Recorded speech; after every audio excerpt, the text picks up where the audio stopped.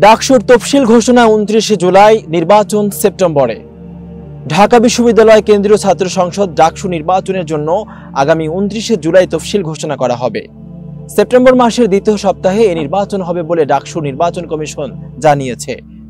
রোববার ঢাকা বিশ্ববিদ্যালয়ের সিনেট ভবনে ডাকসু নির্বাচনের অংশীজনদের সঙ্গে তফসিল সংক্রান্ত চূড়ান্ত সভায় সিদ্ধান্ত হয় বলে প্রধান নির্বাচন কমিশনার অধ্যাপক জসিমউদ্দিন জানান। তিনি বলেন, এটাই একমাত্র অফিসিয়াল তারিখ। তফসিল ঘোষণার পর 40 থেকে 45 দিন সময় লাগবে বলে আশা করছি। আমরা এই সময়ের মধ্যেই নির্বাচন করতে বদ্ধপরিকর।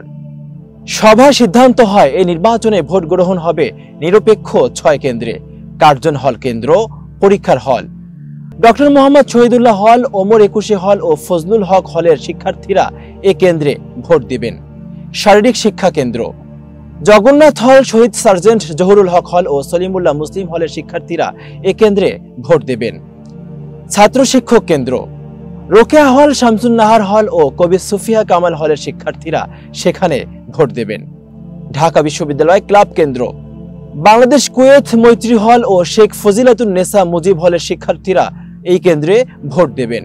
সিনেট ভবন কেন্দ্র, স্যার এ.এফ. রহমান হল, হাজী মুহাম্মদ মুহসিন হল ও বিজয় 71 হলের শিক্ষার্থীরা এ কেন্দ্রে ভোট দেবেন।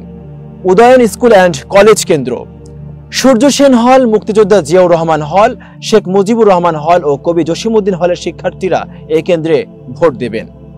সভায় জানানো হয়, 2018-19 শিক্ষাবর্ষের যে শিক্ষার্থীদের মাস্টার্সের ফলাফল প্রকাশিত হয়েছে তারা আসন্ন ডাকসু বা হল সংসদ নির্বাচনে ভোটার বা প্রার্থী হওয়ার যোগ্য নন। ঢাকা বিশ্ববিদ্যালয়ের বিভিন্ন ছাত্র সংগঠন, হলের প্রাধ্যক্ষ, ডিন ও বিশ্ববিদ্যালয় প্রশাসন এ সভায় উপস্থিত ছিলেন। এতক্ষণ বার্তা বৈঠকের সাথে থাকার জন্য ধন্যবাদ। নতুন নতুন তথ্য ও সংবাদ পেতে বার্তা বৈঠকের ইউটিউব চ্যানেল এবং ফেসবুক পেজের সাথেই থাকুন।